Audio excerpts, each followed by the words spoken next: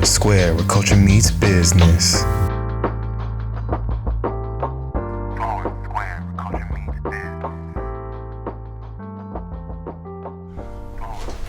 And recording. Well, welcome to Square Biz here at Flower and Square, 2251 Flower and Square to be exact, right here in the heart of South Sacramento. I am Aaron Boyce, your host, with the lovely Robynne Rose-Hamer. You see how when I say the lovely, she just jumps right up because she knows exactly who I'm talking about. Because it's true.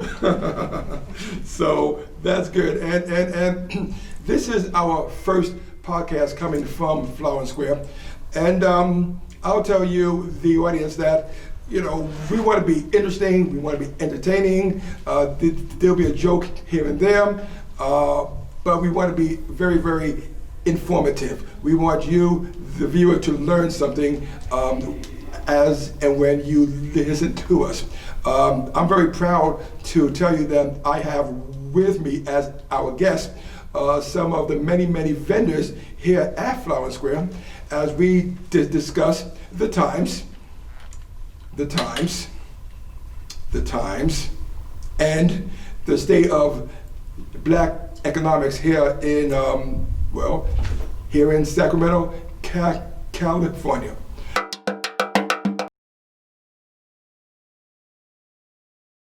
So we just want to say thank you for taking some time to sit with us this evening. We are going to have many podcasts after this where you'll get an opportunity to be entertained. This time we're looking for more of an informative lens, so put on your informative hat today. And now that Aaron has finished his phone, we can go back to him. If you don't know, now you know. Honestly, when I sat there listening to Donald Trump's rally, held right there in Tulsa, Oklahoma, site of one of the worst mass massacres in American history of what we call the Black Wall Street. And he did not mention that, not even once. But I tell you something, I'm not surprised. He also spoke not of systemic racism. He did not speak of George Floyd or Breonna Taylor or Ahmaud Arbery. He did not speak of police injustice or brutality or murder. He did not speak of anything that matters to him, which was, of course, the fact that he couldn't drink the water and almost fell down the stairs.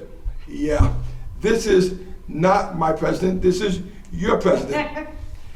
If you don't know, now you know. America was born out of systemic racism. That's how it got its beginning. That's how it began its strength. Slavery and Jim Crow and the prison system with the work farms. The legal system, which is racist and unfair. The fact that somebody black could be up for the same crime as somebody who is not black and get 10 years in jail while the other person gets a slap on the wrist, and the other person with the 10 years in jail got his life ruined forever. While the person slapped on the wrist, they're well, guess what? If I can make it, so can you. Doesn't make sense. The destruction of the black family unit, purposeful, where the black man is looked down upon by his beautiful wife and his children because they see that he can't get a break in society. And even though they love him, it tends to wear down. Not only does he feel the lack of pride and the lack of power, but eventually the black woman says, hey, I gotta do this myself. And it starts to splinter the family. And yes, sometimes the black man leaves. Doesn't make it right, but enough is enough. And this was a purposeful act that was done from day one. The inability to find work, well, because of those systemic racism, here I am trying to find work, but now I can't because I got barriers. And these barriers that you put in place. But even if I don't have barriers, I could be a college PhD going up against somebody with a high school diploma that don't look none like me, and the high school diploma dude might get that job faster than I can, depending on where you are. The destruction of self-esteem and hope and pride, which we just talked about, I mean, you can only take so much. You can only take so much before you say, I am tired of this, and I can't do it no more. I can't do it anymore. And then, of course, the colonization and the erasure of black language, black religion, and black culture. Because, ladies and gentlemen, what we have here is not that. This is not what was coming from the continent. This is, a lot of this stuff is coming from Europe. If you don't know, now you know. Donald Trump is here talking about we are destroying legacy. Well, we have our own legacy. And there's Ahmaud Arbery, George Floyd, Sandra Bland, Breonna Taylor, Emmett Till, Goodman, Cheney and Schwerner, Rodney King, Amadou Diallo, who was killed, shot 41 times for standing in a doorway. Abner Louima, who a lot of people don't know about, who was raped and sodomized in a New York City jail. Tanya McDowell, who got 5 years for falsifying police school records so she could get her son in a better school, while these white movie stars get a slap on the wrist after purposely falsifying their records. Ladies and gentlemen, if you don't know, now you know. And then let's not talk about Mr. and Mrs. Loving, whose only crime was falling in love in the wrong place, and they had to run from their families. Meanwhile, Donald Trump is talking about his legacy. So yeah, let's talk about his legacy, right?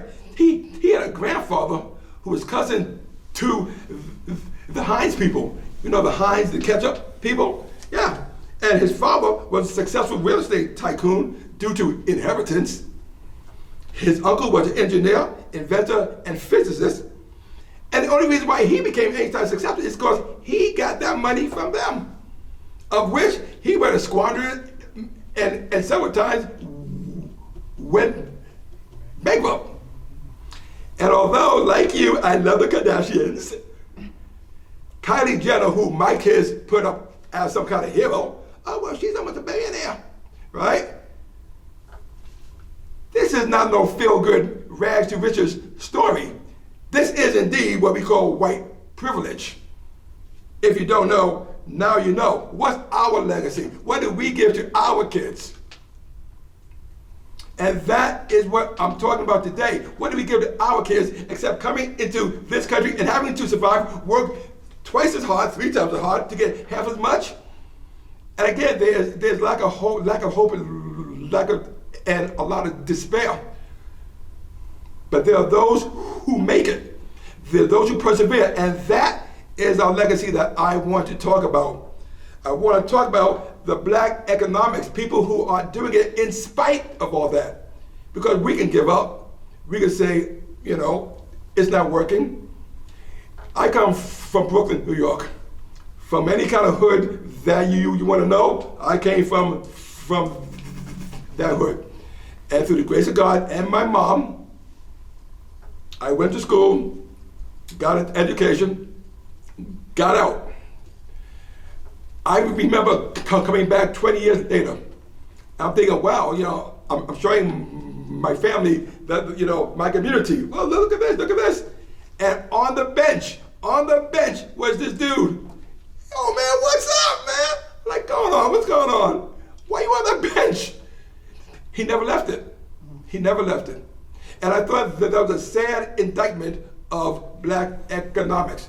Now understand, if he loves that bench so much that he never wanted to leave, I got no problem with that.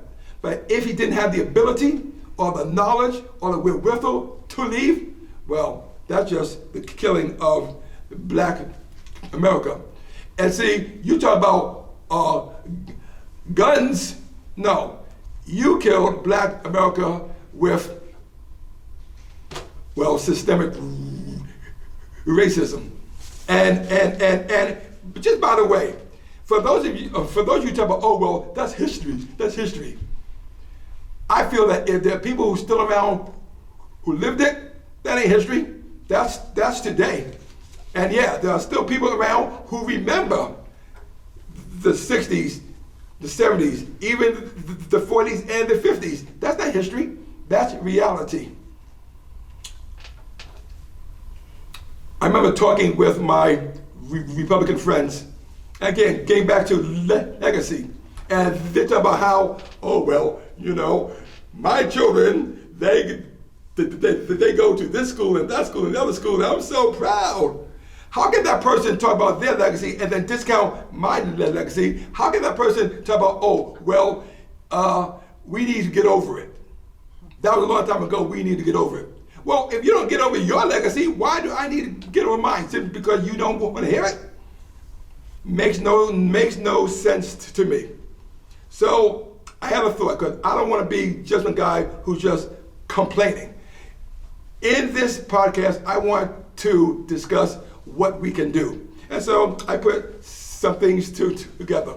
And you're more than welcome to disagree with me, but I hope you do it nicely. So first of all, I completely and utterly disavow the thought that we have the luxury of being of different thought and valued when it pertains to the continued existence and success of our race. I agree with Biden. If you're voting for the other side, you ain't black. Is what I'm thinking. It don't mean your color, but definitely your ideology. Because you can see, based upon his rally, he ain't thinking about you. I see them dark-skinned people right there sitting front and center as if they accidentally were, got there. No, they were put there. And they're like, ah!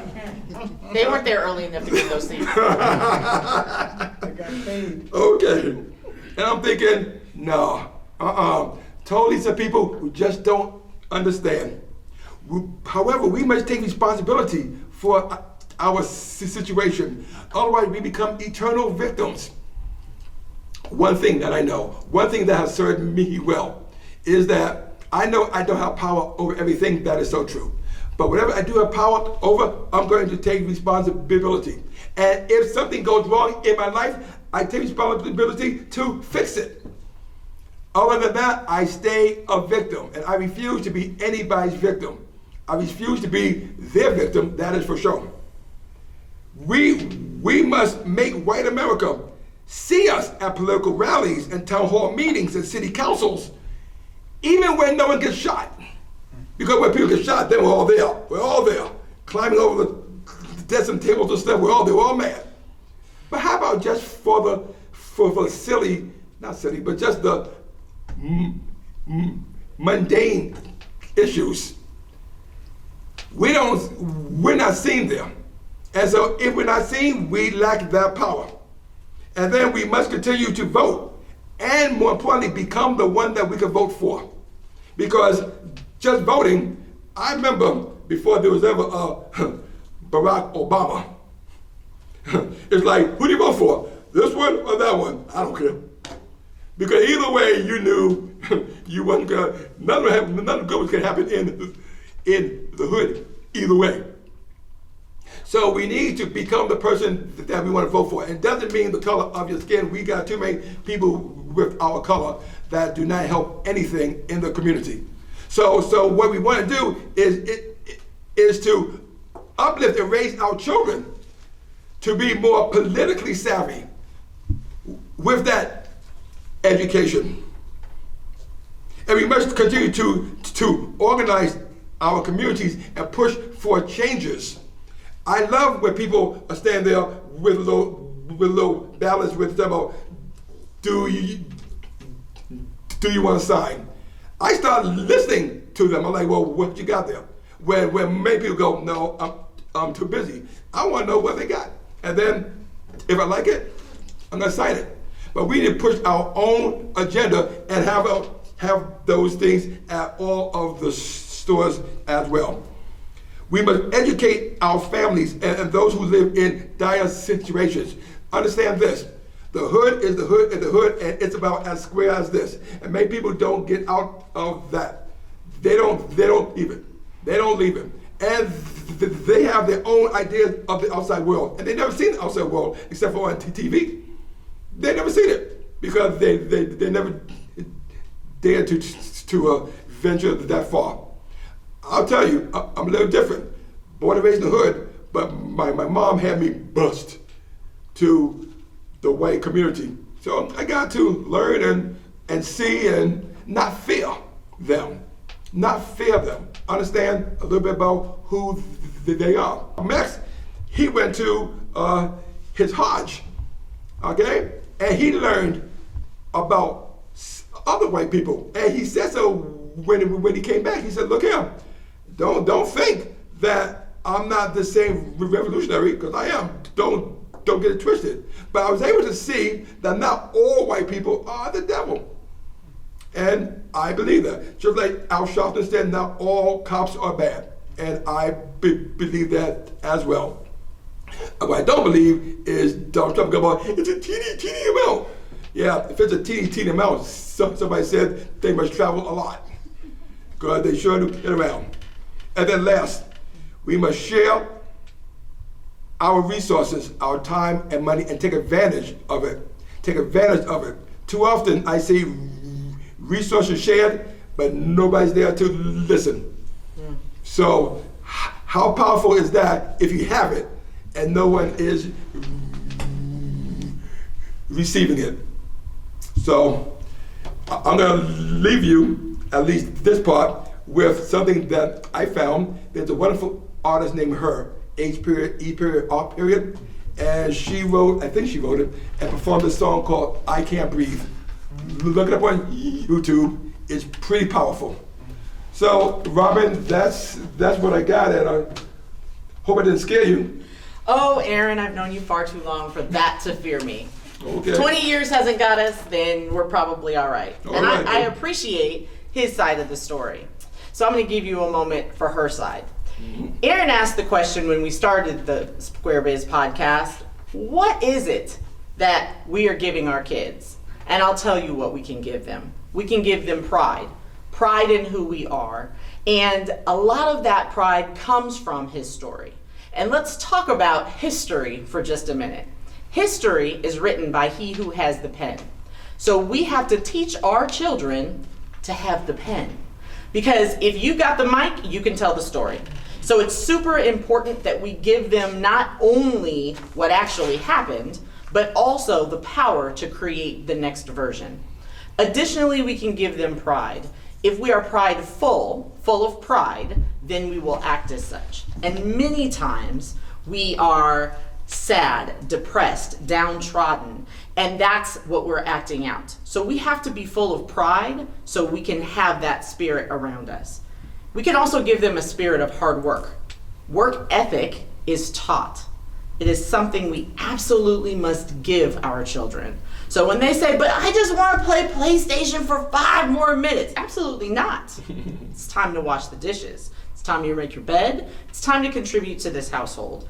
Do we have to have them tote that barge and lift that bale? Absolutely not, but children should have responsibilities, and they should be accountable to their family members, whoever those people are in your household.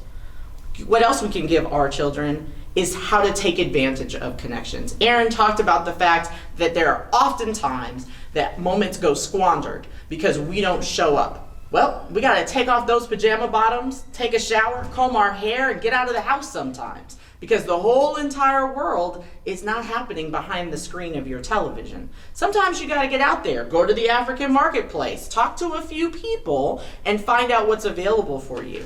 Because no, life's not easy for us, certainly not, but it is doable if you make a few friends. And I'll also tell you this, we can give our children a love of learning. Every single school is not populated with the best teachers.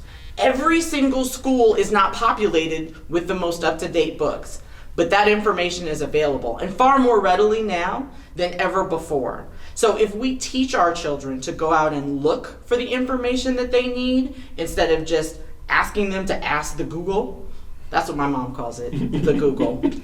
If you don't say, go look at the Google and find out there. If you say, hey, here's a book about giraffes, read it, now you'll know more about giraffes. Or watch this podcast with Aaron and Robyn, they're gonna teach you a lot.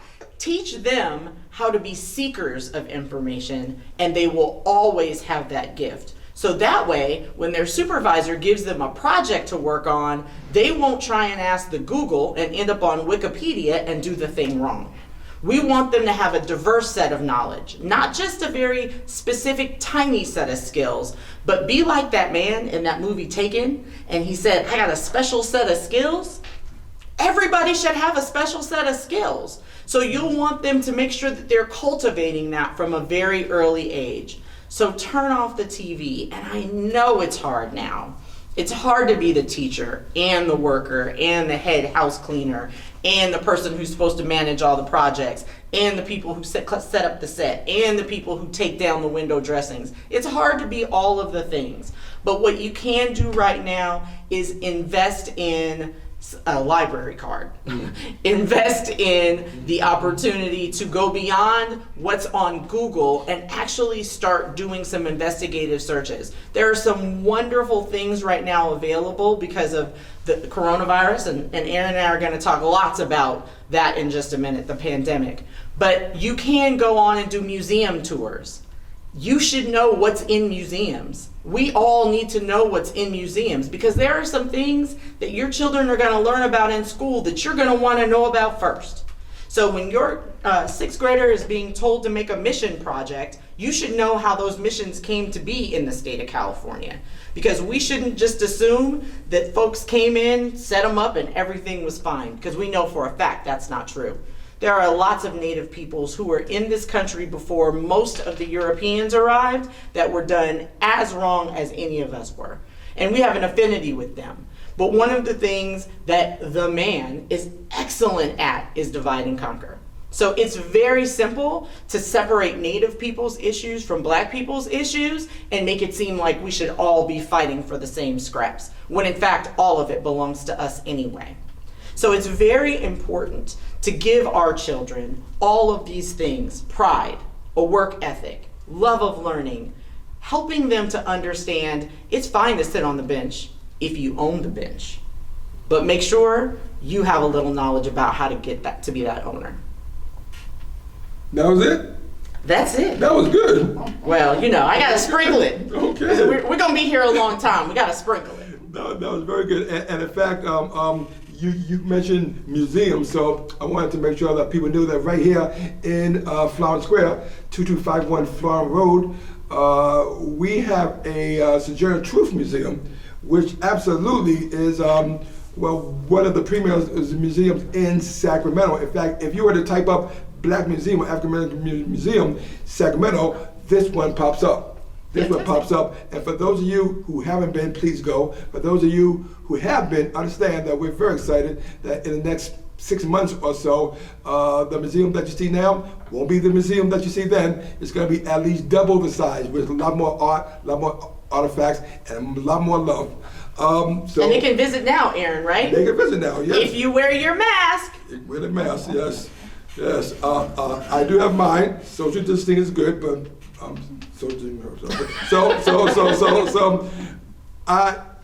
as mentioned, we have many folk from our community here, and although yes, we will talk about coronavirus, I wanted to make sure that that our folk had the opportunity to come since they've been gracious enough to be here. So I would go around and introduce y'all, but you know what's gonna happen, right? It always happens. You do it, and somebody, you're gonna go, and then they're gonna be mad at you for life. So Aaron, just admit it. I'm You not don't doing remember that. people's names. I don't remember you. I do, most times. Stop with jokey. No jokey. Oh, I'm sorry. jokey. We weren't Okay. supposed to be joking. All right, but who wants to go first? Who wants to speak on this? And I'll tell you, like I tell my school kids, don't make me call on you. So, Tracy. Happy All right then. to, since it seems like I was going to get called out anyway. I was looking at you. Yeah, you were. I you was. were. So, introduce yourself and Absolutely. tell us about who you are, I think, and then tell us about what you feel about Black economics as it refers to the times. Certainly.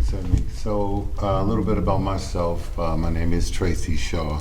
I'm the proud owner of, and my wife and I are the proud owners of Crowder's Variety Store here at 2251 Florin Road here in Sacramento.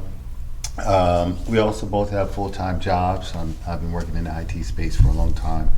But what I love about 2251 Florence Road and my involvement in it is, first of all, I think that everything that I'm about to talk about builds on the culture of the nation within the nation. So that's very important to me. That's how I got here, through a very long story that I won't torture you with. But I was blessed to become a business owner through my love of this nation. So I was patronizing a black business that ultimately came up against some really stiff competition in a non-black enterprise. And long story short, Goliath won that round. And so the person that owned the store basically blessed me with it, and we came here first to 2251 Florence Road 2 years ago, looking for a space, and we couldn't find the space that we thought was perfect for the transition. And so we're sitting here biding our time. Right in the back, Suite 151, if you walk past all of these black-owned businesses, and this is kind of us building a pyramid of the point I'm gonna make.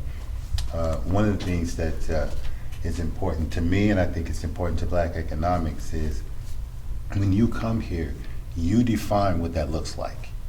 It's just not black people spending money together. I mean, that's one form, a very high level form of black economics, but to me, that's not the core of what it is. What it is here is we have the makings of A, history, and B, something that is so beautiful, I can't imagine why everybody wouldn't be lined up around the block to be a part of this, okay? So what I mean is, we have been blessed with 74,000 square feet of building owned by a black African-American man in Sacramento that houses somewhere in the neighborhood of 20 black-owned businesses. Now, where do you find that elsewhere in the city? I don't know. What I love about being here and having the business here is I knew in my spirit there was really no other place for Crowder's Variety Store where you can get a number of various items, including helium balloons, and it's kind of like a Thrifties. But to get there, you have to pass all of these self-made and self-operated enterprises. And the spirit of that and the power of that is, first of all, it's infectious. You only get here. It's important that when I do see patrons coming in here, that we become ambassadors for this building. And one of the things that I think is important about that is that it keeps everybody in check. So we can go to each other and say, hey, like Mr. Boyce so eloquently pointed out, you have a bunch of stuff behind your register. I can see that. So, you know what? I don't know if he was talking to me, but I'm going to go ahead and make sure that my space is what it should be. And that's the village at work, right? And so there's children that come through here. They see not only black people, but black opportunity.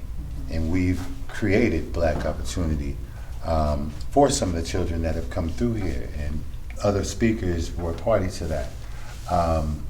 My goal and my vision for this building, and the reason that black economics, I think, is important here, is that there's 150,000 black residents in Sacramento County, 150,000 plus. And I've always said, all we need is 1% minimum.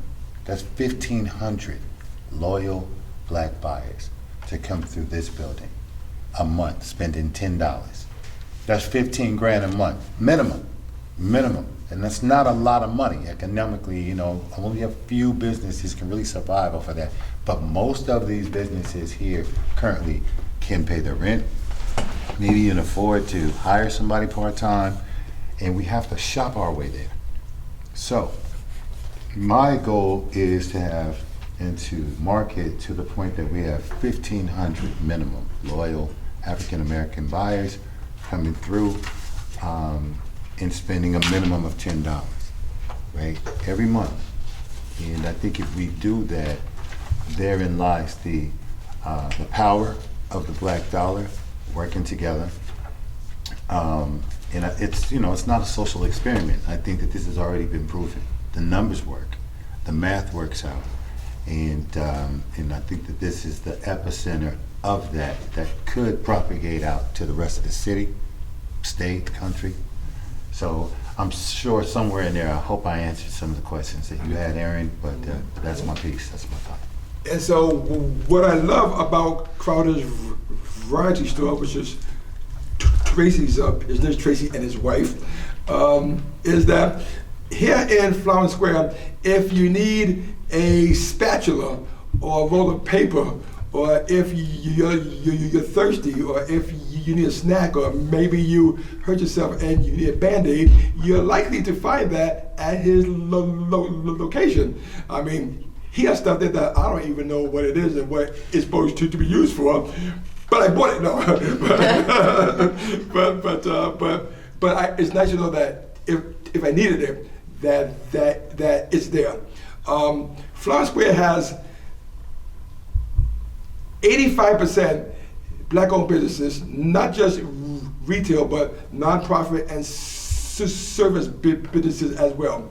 We have over 60% women-owned businesses, and we're 100% minority-owned. And just in case you don't know, the building itself is owned by an African-American gentleman by the name of Tom Donaldson. And what we all have in common is this thing called loyalty towards each other. And so we have loyalty to the community, and what we ask for is the community to come in, and we have these loyalty cards that simply says, hey, the more you shop, the more you support black-owned businesses, we're going to support you by giving you something nice once you fill out the loyalty card, and all of the stores who are supporting it are very happy to do so. And I know that another one of the stores that is supporting it and very happy to do so is a store called All Weather Fashion. And All Weather Fashion by Shirley Shepard. Shirley Godspeed. See that? See that? You see what I said? You see what I said? Okay? Can't make this stuff up. Hey, look. We call them the two Shirleys, so, okay, so Shirley Godspeed. Good. Good Excuse speed. me a second. It's good. You know something? Isn't God, okay, Shirley Godspeed. 2 O's, not one. And a D. Anyway, Shirley Goodspeed, I may mess up her name, but I'm not messing up when I tell you that her place is where you want to be. So I can tell you about it, but I want her to share her experiences. I want her to talk about All Weather Fashion and her time here at Flower Square. My name is Shirley Goodspeed. I'm the owner of All Weather Fashion. I've been here since January 2020. When I first filled the application out in December, Mr. Donaldson told me, he said, Shirley, I have someone else who put the application in also, and I will let you know in a couple of days if you get the space or not. So I said, okay, Mr. Donaldson, I know you're gonna call me and tell me the space is mine. So a couple of days after that, he called me and said, Shirley, guess what? I said, yes. So he told me I got the space. So like I said, I've been here since January. I love this place. You know, I was doing festivals before. I was so tired of doing festivals. I was doing the African market. And the last day I did the African market, I was like, oh my goodness, I can't do this anymore. So I was been wanting a store for a long time, so I finally got my store. So, and it's so nice to be here because it's so nice for your people to come out and shop with you. I mean, I just praise everybody to come in and spend money with me, and it shows you where your people really care about you. I mean, I want everybody to come out and shop at Florence Square, at All Weather Fashion, and at all the other stores here in Florence Square. We have a lot of things to pick from. I mean, you don't need to go into place, but here we have clothing. I sell hats, I sell jewelry, I sell men outfits, and I sell purses. Everything you want is right here in one location, so there's no reason to be anywhere else. So let me just talk about the state of black economics as it relates to Shirley Goodspeed. Okay, she She is one of the hardest working people that I know. And even though she's here, she still does the trade shows and the vendor shows and the community events. Now, if you were to go into her shop, you would see it is beautiful, just lined up with all sorts of clothing and all the stuff that she says there. And you feel like you went into Nevada. It's just gorgeous. Well, do you know whenever she does a show, she takes at least half of that stuff with her, by herself, does the show, and when the show's over, comes back, and the next day, you'll never know that it was gone. You'll never know. It's like, it's just so neat. And this is what I mean by taking control of your own affairs. Not being a victim to anybody. Hardworking, because hardworking and smart working is what's going to bear you the success that you wish for, that you need, that you crave, that you're going to get. So we are very happy to have Shirley Goodspeed here in our building. Well, yes. I think I want to jump in here with a little bit of the wisdom that I've heard. So it's important to be able to write your own story. We talked about having your own pen. So we've heard from Tracy Shaw, who said we need to shop our way there. Now, that's having your own pen. You have control over your finances and the money that's in your pocket, and you have control over how you can contribute to your community. So if you come here to Florence Square, you can help our community shop our way there. Ms. Goodspeed talked to us about there's no reason to shop anyplace else. The reality is you've got everything you need at Florence Square. So before you think about heading to the mall, before you think about heading down the road to Vacaville, and I only said that because we just had a little joke before we went on air about Vacaville. Before you think about doing any of those things, come to Florence Square first. First of all, most of us like unique gift items. So if you go to the overshopped places, you're just gonna get the same old thing. But let's take control of our destiny. Let's be wise. Let's shop at Florence Square. Yeah, absolutely, absolutely. And what I love about Florence Square is that it doesn't stay stagnant. As I mentioned, that we have the museum growing. On the other side of the building, we used to have this thing called WIC. And what's that? Women, infant, children, right? Mm-hmm. First of all, you should know that this building is 74,000 square feet. A lot of people think you don't know that. 74,000 square feet. But when they start walking through, they're like, oh my God, I think I might get lost. Because there's a lot of things going on. And art is all around the building. All around the building. But what's equally exciting is that on the WIC side, which is about 12 to 15,000 square feet, this could be a wellness and medical center. Very exciting. If you heard us on the radio, KDEE, with the Leon Kivy show, you saw that Aisha Ransom, who is the founder of this medical center, she's making sure that she's getting health professionals and doctors. We might have a pharmacy in there. Suites was to have wellness professionals in one space. Mm-hmm. So of course we know Florence Square has an array of, we have arts there, we have nonprofit, we have for-profit, and now we'll have the wellness suites. So when I brought the idea to Tom, it was because of the disparity that I noticed in having African American professionals, wellness professionals, medical professionals in one findable, accessible place. It's going to be exciting when right here at 2251 Flower Road, you can come here and handle your medical needs. We might have a dentist. It won't that be nice, huh? We need them. Yes, we do. So we're very excited about that. It's just a matter of growing. And I won't tell you all the other stuff that Tom has in mind, but it's exciting. It's exciting for us, exciting for the building, exciting for our family, the tenants, and exciting for the community. Shirley, you had a comment? Yes, I just want to say one more thing. I'm open Monday through Saturday from 11 o'clock to 6 p.m. Monday through Friday, all week. So, stop by one day. We need people coming like on the weekdays also. A lot of people come for the African market, but like I said, we'll also open Monday through Saturday from 11 o'clock to 6 p.m. So please come by and visit. All right. Now, the other Shirley, okay, they're like twins. Yes, I can see why people would mistake them, You Aaron. can see that? Okay.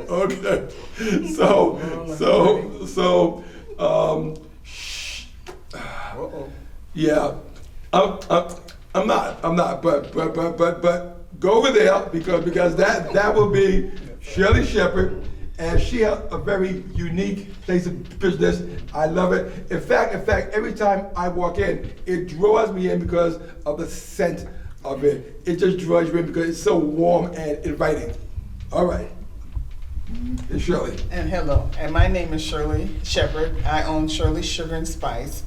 The name comes from a lot of businesses that I've had prior to coming to Florence Square.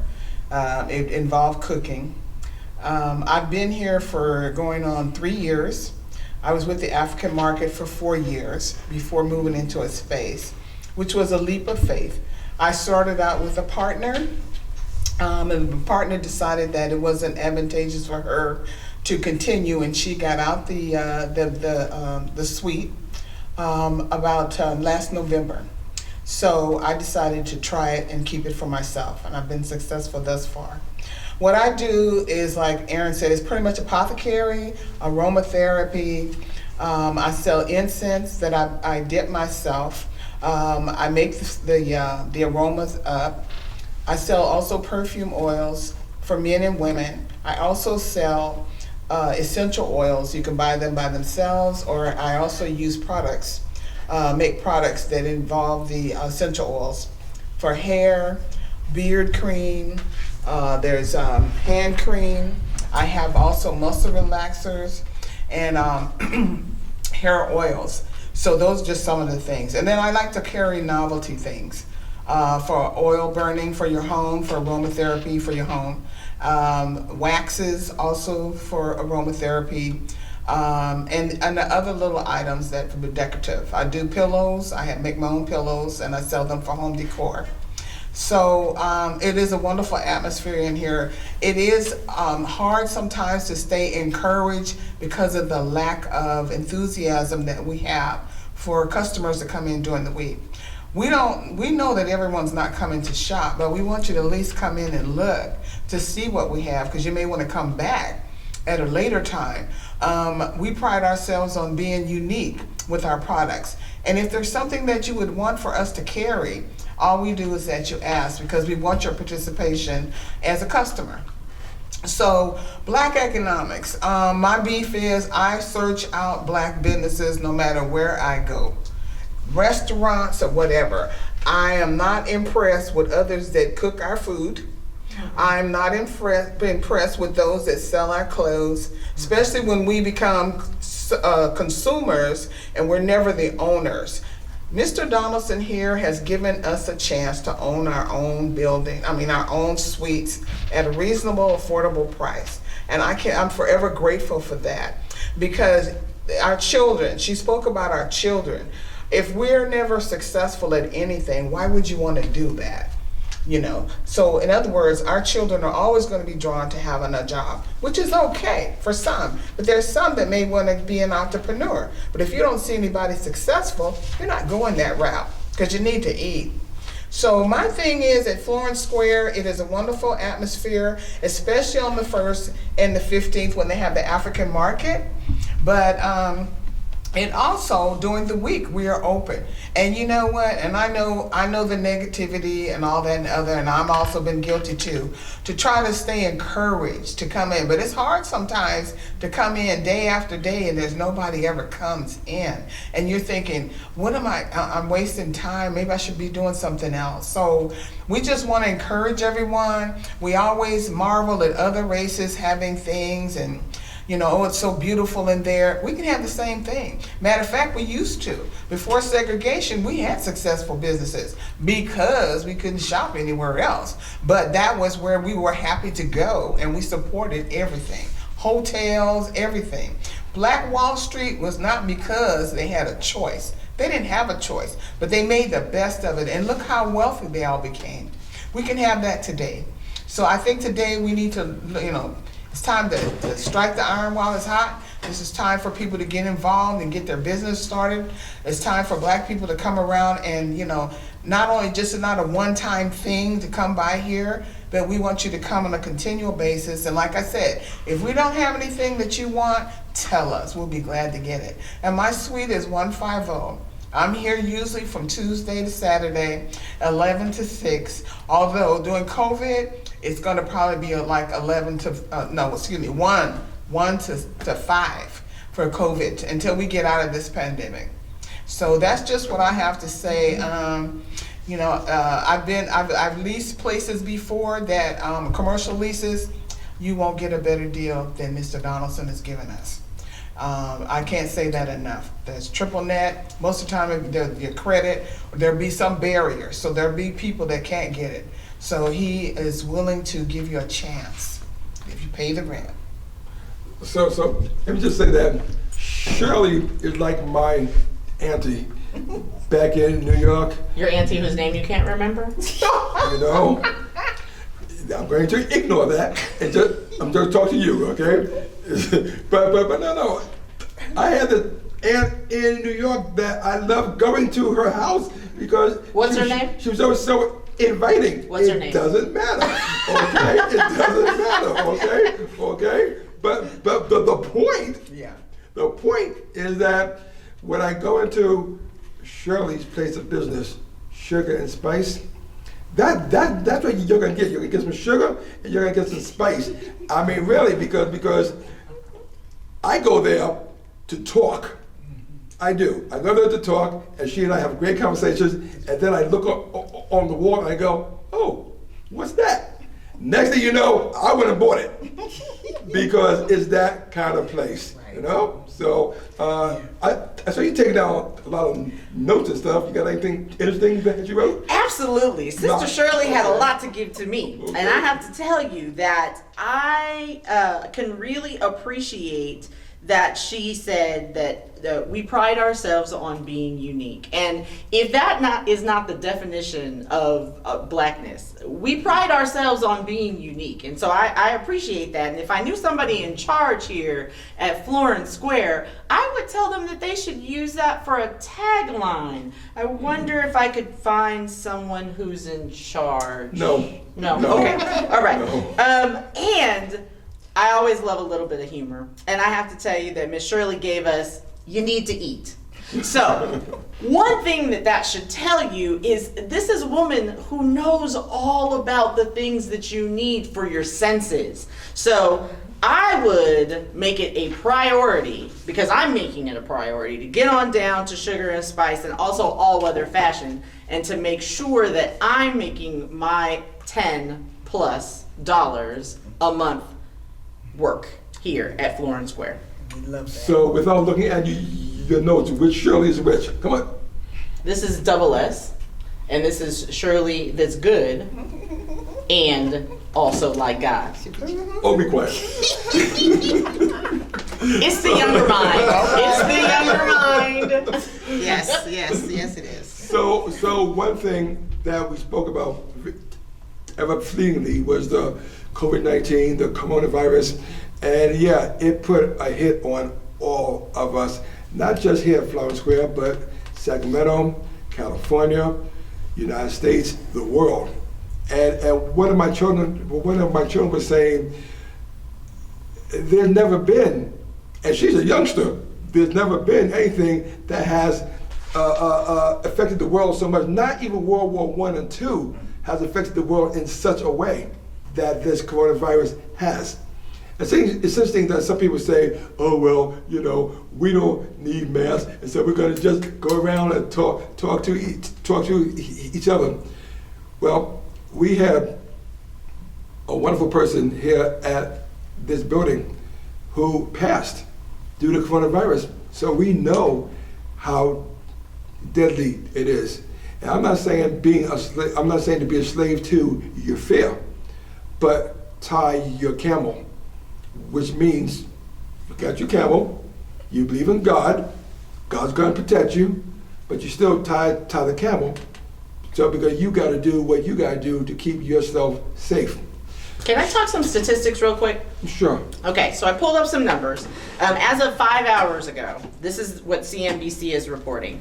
We are reporting over 7,000 coronavirus cases today. It is amazing the jump. We have had a 69% increase in 2 days. And it's important for us to get up and support businesses. It is important for us to get out and be social and make sure that we're caring for our mental health. But we must do so responsibly. We must do so safely. These business owners are wearing masks and they're making sure that they're sanitizing their places of business, as is the owner of this establishment, and we should be doing the same.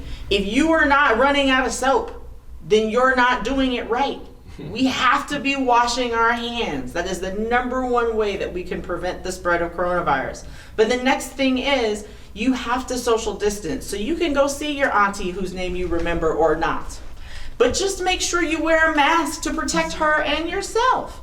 You'll want to be sure that you are, in the event of dire straits, using hand sanitizer, because hand sanitizer does not replace soap and water. Hand sanitizer came way after soap in the evolution of cleaning. So we want to make sure that we are doing all the things that we can to keep ourselves safe, because when we talk about disproportionality, we are dying at a much higher rate because we do not have the health care and we do not have access to health facilities at the same rate as other nationalities. So it is incredibly important that we are keeping safe those that we love, but also keeping in mind that we're part of a whole world, and this whole world is suffering, and this isn't going to go away with prayer. And a lot of stuff will go away with prayer. Trust me, believe me, I know this. But when it comes to coronavirus, you need to wash your hands, and that's what Jesus is telling you, to wash your hands. You realize we wouldn't have those numbers if we just slow down the testing. I'm going to hit you. That was a quote from our president. You should know that, okay? Our president said that, let's slow down the testing, and You said, everything will be okay. correction, our president? Hey. His president. Until Aaron's president, yes. until November. You know that $1,200 check? It has his name on it. Yeah. And the letter too. We're wasting our tax dollars. I know. I wanted to make sure that everybody knew that now this is saying come in, Florence Square is open. Coronavirus did shut us down, but we did follow what the governor and the local directors told us, all right? And that is that we are okay to open. Is the barber shop open now?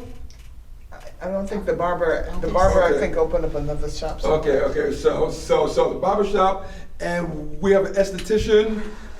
They may not be She's open yet. She's open. She is open? Yes. Okay. So, but we just want you to know that we are open, but we are practicing the social distance is very, very important.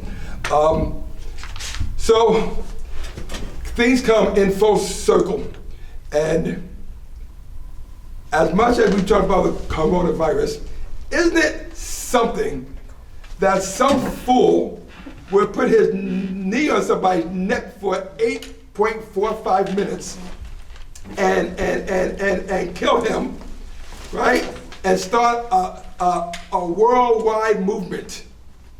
And so here is a rally to demand the end of police violence.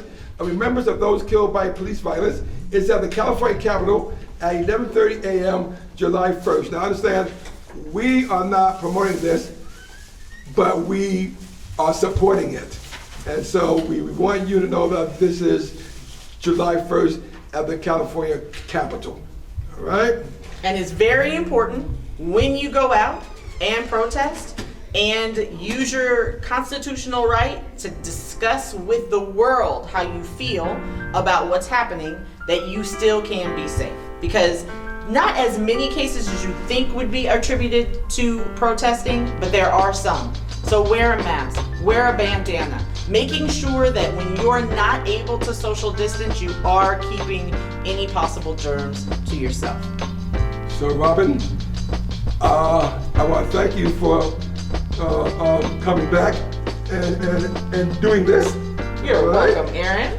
And I want to thank you for coming to our very first podcast, Square Biz.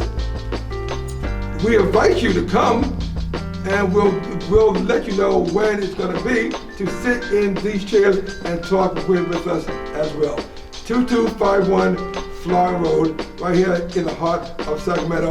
And until we see you and speak to you again, Florence Square, where culture Thank you, meets and- business. Florence Square, where culture meets business.